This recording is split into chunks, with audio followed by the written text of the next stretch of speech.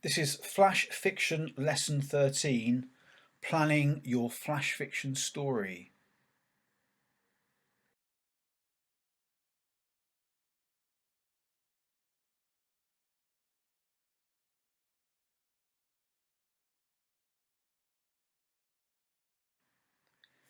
The aim of this lesson is for you to plan your own flash fiction story, a story which should be between 300 and 600 words in length.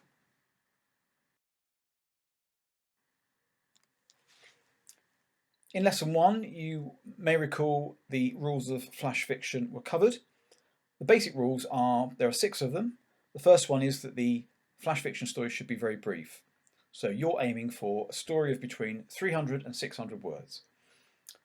The second rule is that although it's a very short story, and even shorter than normal short stories, it should have a sense of story, a story structure. So there should be an engaging, interesting, intriguing opening. The problems or conflict in that opening should be developed through the middle of the story, and there should be an interesting ending. The third rule is that it should cover a moment in time. This is meant to be a brief moment. It's almost like from if it was in a film, it would just probably be just one shot in a film. Okay, not lots of different scenes. It's important that the ending is some sort of surprise. It's a requirement of the flash fiction story that you give your reader something to think about at the end, and you don't wrap everything up nice and neatly. There should really only be one main character, because the story is not long enough for it to carry more than one character, and the character won't be necessarily that well realised. They might be, but it's going to be one character, okay? And the final rule is that it needs to be really focused on imagery. It needs to be a very sensory piece. So many of the lessons that you've had have been focused on the senses. We looked at the 5 senses in a lot of detail. There have also been a lesson on simile and a lesson on metaphor, and it's absolutely vital that you try to ensure that your story contains that element of writing as thoroughly as you can.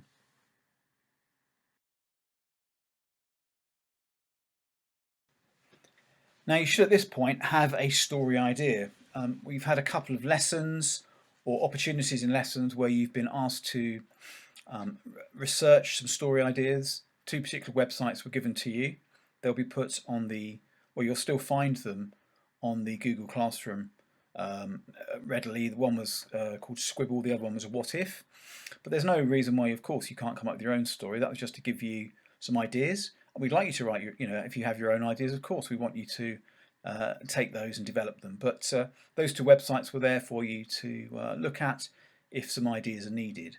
Now remember, some of you will already have quite clear ideas of what you want to do, and it was suggested in a previous lesson that you may have already written some things, some of the earlier lessons that you want to develop perhaps into the flash fiction story in the next few lessons.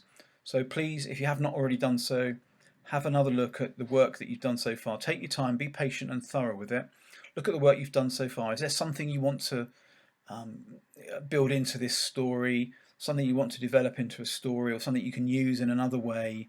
Don't sort of ignore all those lovely pieces of work that you've created so far. Now on this slide, this is a copy of a slide that you've seen before, which was used to show a very, very simple planning structure. So the story title, if you like, or the story idea, which was again, I think, taken from one of those websites, is at the top of the slide. I was running out of time. They said they'd give me until sundown, and that was only a few hours away. I had to. That was the beginning of the story. And if you remember, a planning structure was used to sort of, if you like, ask questions about that opening in order to develop ideas. I won't go through them again. They're on this slide. You can read them for yourself. I've gone through this before in a previous lesson, but this may, I think it's a really good way of generating initial ideas, so you have some material that you can then start shaping into something, some kind of story. Okay.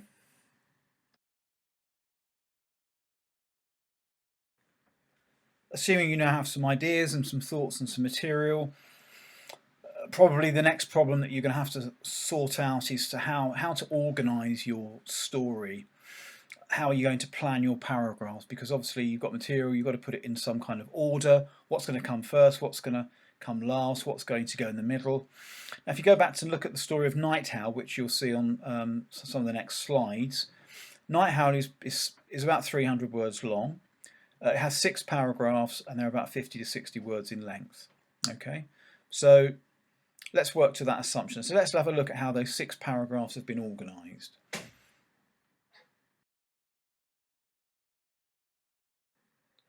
Okay, let's take a look at paragraph 1 on Night Owl. So what I'm saying here is if you are not sure what to do in terms of planning, then let's have a look at Night Owl and see if that can help you. If you're okay about writing your paragraphs, you don't need any help, then you can maybe just listen to these. I think it would be useful to listen to these paragraphs and have a look at them anyway. But this is really just some advice for those who are not sure how to organise their paragraphs, really. But it might give anybody who wants some ideas some advice. Okay, let's have a look at the first paragraph. So, in the morning, the windows dripped with pinkish foam. A stench of fur and flesh hung in the air. I stood there, fingers gripping the edge of the frame. I closed my eyes, bathing my face in the soaking heat. The metallic tang of rain began to seep into the hot, dry air, leaving a trace of metal on my lips, as though running my tongue along the flat blade of a sharp knife. Now, so, if we have a look, what does this paragraph do? It sets the time. It's the morning. It gives us an intriguing opening line. The windows dripped with pinkish foam. How's that foam got there? What's the foam from? Why is it pink? Why are the windows dripping? Why is that so important to be mentioned first? So that's a key part. The intriguing opening is there, and the opening makes the reader ask questions, like any good story opening will. You know, where are we? We don't know where we are for sure. Well, we have no idea where we are, do we? Somebody's referring to being some windows dripping with pinkish foam, and they're gripping the edge of the frame. Presumably they're inside a room with their fingers on a frame looking out. But that's all we've got so far. So we're not quite sure where we are. We don't know who this person is, and we're not really sure what's been taking place. I mean, we've got pinkish foam. It seems very hot and intense. There's a stench of fur and flesh, some kind of animal violence. There's a trace of metal. I don't know. There's a sense of something that's happened here, isn't there?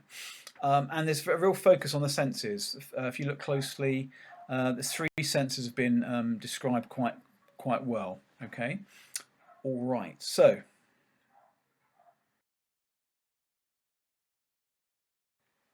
all right. Let's take a look at the second paragraph. All over the city, people had taken shelter in their cellars and under their beds. Shutters were pulled tight, doors were locked, urchins and beggars left to fend for themselves among the darkening avenues and shadowy lanes. The moon shed feathers as if molting, and the city closed like an eye. My window stayed open. So we find out we're in a city. In the previous paragraph, we didn't know where we were. The place was a bit of a mystery. Now we know we're in a city. But we're not quite sure what's happened. There are more questions than answers in this paragraph. People have been taking shelter. Shutters were pulled tight. There's a sense of something that happens at night time that these people are frightened of. But the poorer part of the city are left to fend for themselves, the urchins and beggars. We have a couple of nice bits of imagery here. Firstly, we have a metaphor, the moon shed feathers as if molting. And then secondly, a simile, the city closed like an eye. A very intriguing, very powerful hint of the supernatural there, perhaps. And then finally, we get this intriguing final line: "My window stayed open." So this narrator, whoever this person is, we don't know. It's there's some for some reason this person isn't frightened of the things that the other people are frightened of. So again, more questions than answers here. Okay, let's take a look at what happens in paragraph 3. So in the first 2 paragraphs, we're very much focused on almost the scene through that person's window. If it's a scene in a film, that's what we're seeing, aren't we? We're seeing this scene in the first two paragraphs through that person's window. Now let's have a look at this paragraph here. What happens here? Do we change location at all? Let's see. In the morning, the poor children were put to work scrubbing the glistening patches and glittering streaks that stain the streets. The rustle of their brushes and the slap of their bare feet upon the cobbles filled the echoing emptiness of a city that was cautiously peering out from under its heavy lids. So we're focusing on the streets, but we're still in the city, aren't we? The initial paragraph sort of focused on general things about the city. Here there's a real focus on a street and the details of what you can see and what you can hear in that street to describe the activity. Again, they're cleaning. Everybody's cleaning. And there's a reference to the sound of the cleaning. What are they cleaning up from? Why is it just the poor children put to work? Again, more questions than answers at this point. The mystery is being developed.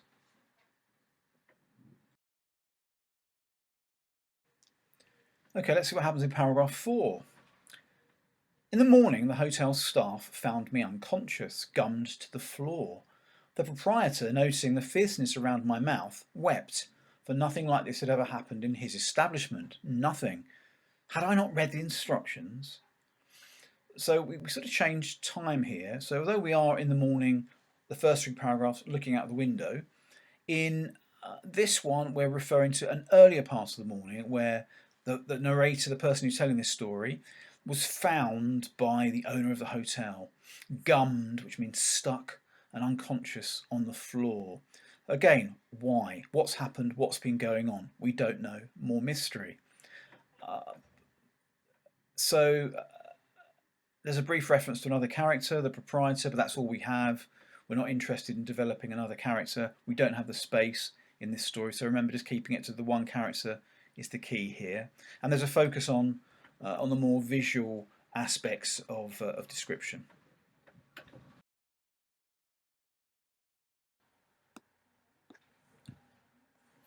Let's take a look at paragraph 5. In the morning, the staff ran me a bath. The steam pulled at my hide as I lowered my limp frame into the intoxicating warmth of the rose-scented water. Amidst the lather and the bubbles, pink petals swirled like tiny flecks of sunburned skin.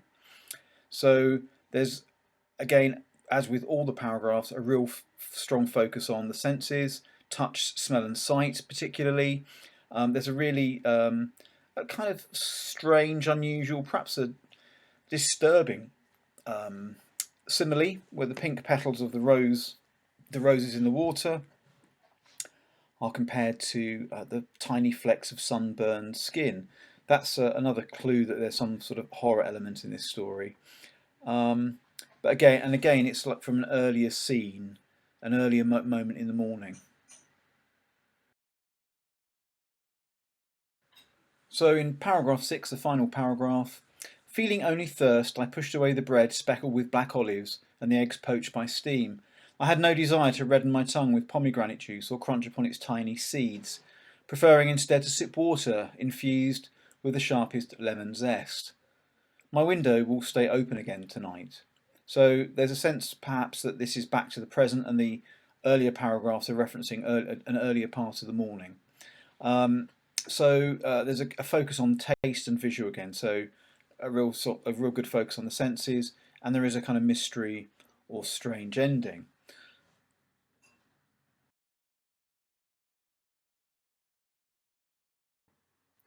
So what conclusions can we draw by looking at the paragraph structure of Night Howl? Well, the location for the story is a hotel bedroom, isn't it? The first 3 paragraphs focus on the view from the room, sort of looking out of the window. So it's very much focused in one place, although looking out upon another. And then the other 3 paragraphs are all, again, in the hotel room. One is where earlier in the morning when the person is found on the floor. Another one is when the person's having a bath. We assume it's a woman. And the final one when they're having breakfast. But again, all in the hotel room. So there isn't much movement of place at all, really, is there? Okay, and it's really important that you stay centered in one place if you can. a couple of notes. The senses are described in every paragraph. Go back and look again if you want to, but every paragraph has got that tight focus, and there is a surprise ending. Okay, so you've got to almost see this, I think, as as I said, a scene in a film, perhaps a moment in a film. If it was a moment in the film, it would be perhaps two people standing at a bar. It would be that kind of moment, or somebody coming in a room, or a car driving away, and somebody talk and a conversation. It's really sort of really micro and small. Okay, all right. So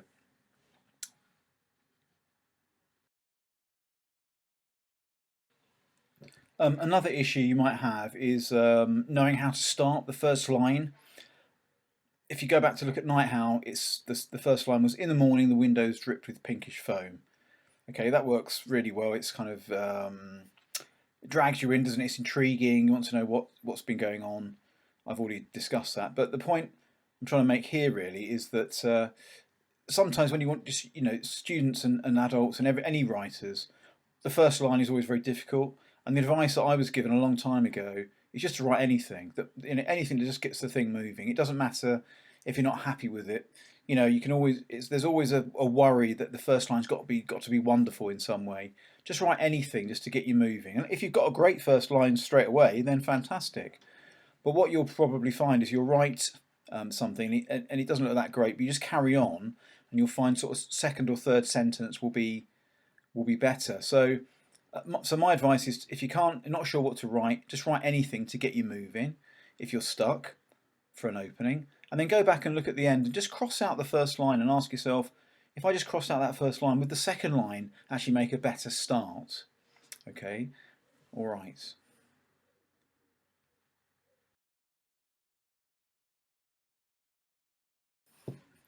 Okay, how are we going to get this writing done? So obviously today's lesson is a planning lesson. By the end of it, hopefully you're in a position to then start writing. You will have two lessons to write the story, and that will be Wednesday's lesson, the 1st of July, and Friday's lesson, the 3rd of July. And we'll give you a deadline of the following Monday, so that's a week today, which is Monday the 6th of July. That's your deadline for submitting your completed story to your teacher. Remember, we're aiming for 300 to 600 words, okay?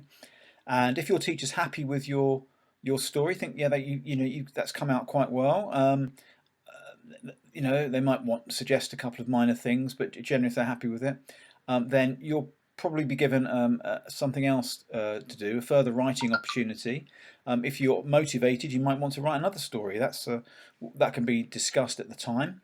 But if your teacher feels that maybe your story just needs a bit of adjustment, perhaps the paragraphs could be reorganised a little bit, or you've not used the senses all the way through the paragraphs, or you haven't used it enough, or maybe there isn't a surprise ending. So if any of those things are lacking, then your teacher will return your work to you, and they will return that work to you by Friday the 10th, because obviously they'll need some time. So if you're submitting the work next Monday, the teachers will need some time to go through that, and they'll get back to you by the following Friday, so Friday the 10th, and then give you a bit of additional time to make any changes to your story that they think are necessary, and then we'll have a final deadline of Wednesday the 15th. And when they're all done, our plan is to put all the stories together from all the different Year 9 English classes, to group them all together, to celebrate the stories. I'm sure they're going to be fabulous. If you're writing to dates, anything to go by, they're absolutely going to be fabulous, and we're really looking forward to reading them. And we'll put them together somehow. We thought of putting together in like an anthology, a collection of them, or one of my colleagues has suggested maybe we might create a sort of website where we can, almost like a blog site, where we can place these stories and we can all have access to them and read them. We're just working that out at the minute, and we might, possibly, for those who've perhaps excelled themselves and written something that's exceptional, there might maybe be a sort of maybe a small prize or something like that. Okay, but that's to be agreed. But in the meantime, I wish you the very best of luck, and look forward to reading some fabulous stories from you. Thank you.